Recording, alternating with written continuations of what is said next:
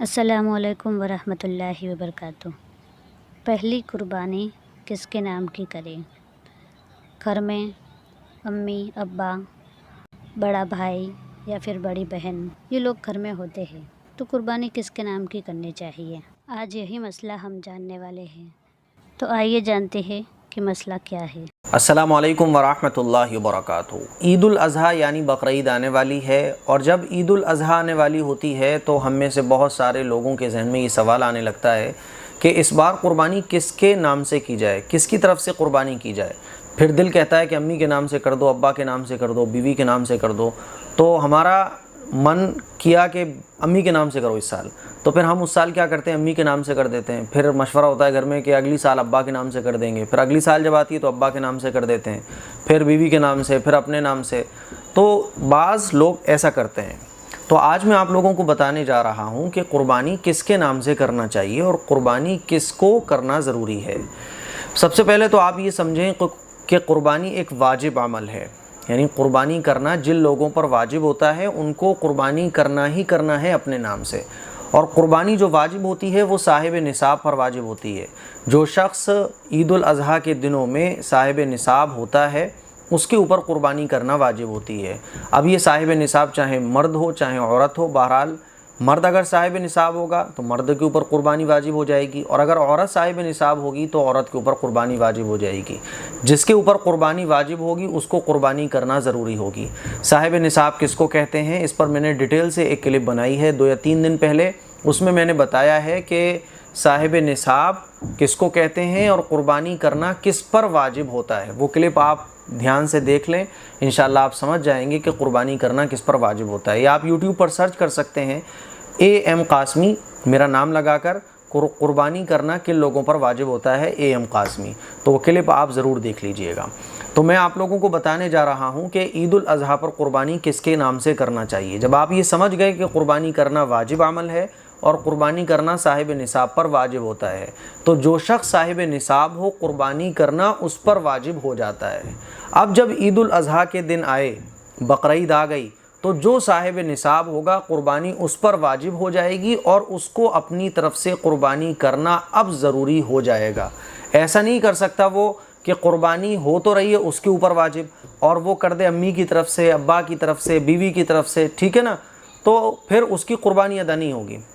ہاں، آپ اپنی طرف سے قربانی کر رہے ہیں، اپنے نام سے قربانی کر رہے ہیں، پھر اس کے بعد جو ایکسٹرا قربانی ہے، دوسری، تیسری، چوتھی قربانی ہے، وہ امی کے نام سے کر دیں، ابا کے نام سے کر دیں، بیوی کے نام سے کریں، یہ آپ کی مرضی ہے۔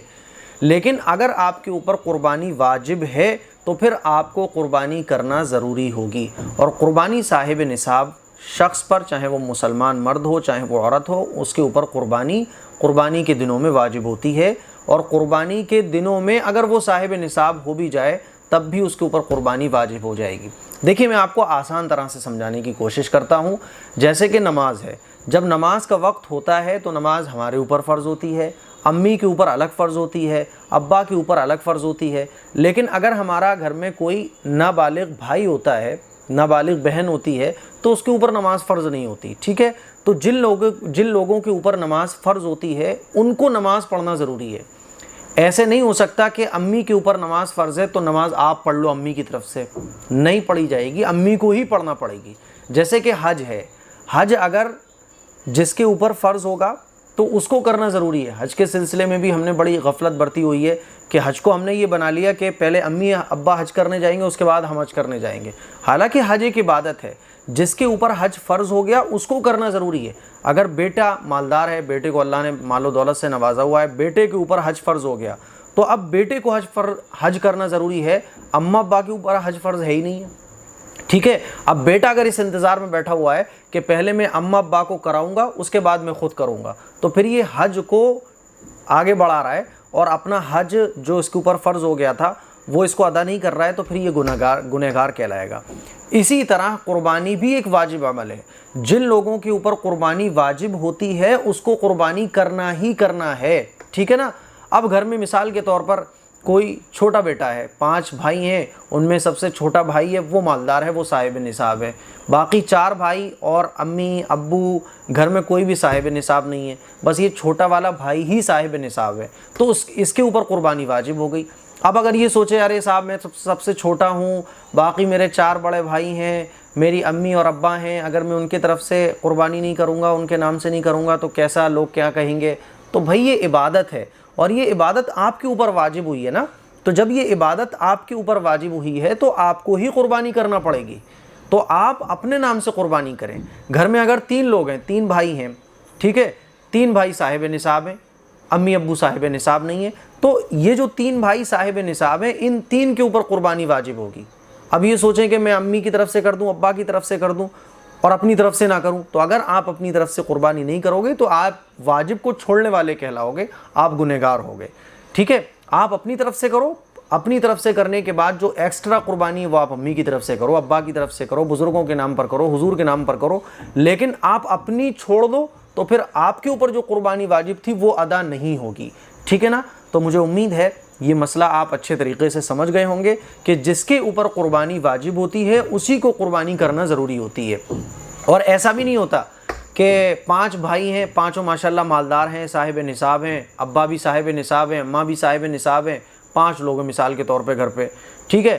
اب سب نے کیا کرا کہ پانچوں نے مل کے ایک بکرا لے آئے اور ایک جانور لے آئے کہ صاحب ایک بکرا یہ قربانی ہو جائے گی سب کی طرف سے، تو ایسا نہیں ہوتا ہے۔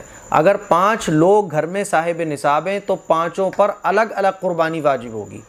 میں بہت آسان لفظوں میں آپ کو سمجھانے کی کوشش کر رہا ہوں کہ جو صاحب نصاب ہوگا، بیوی صاحب نصاب ہے تو اس پر بھی قربانی واجب، اور اگر بھائی صاحب نصاب ہیں تو ان پر بھی قربانی واجب، بہن صاحب نصاب ہے تو اس کے اوپر بھی قربانی واجب، گھر میں جتنے افراد، جتنے ممبر صاحب نصاب ہوں گے ان پر قربانی واجب ہوگی۔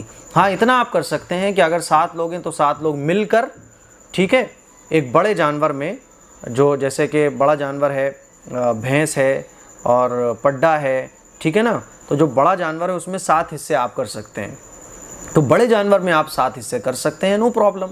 لیکن یہ جو سسٹم بنا ہوا ہے ہمارے یہاں کا کہ آج اس سال امی کی طرف سے اس سال ابا کی طرف سے، یہ بالکل غلط ہے۔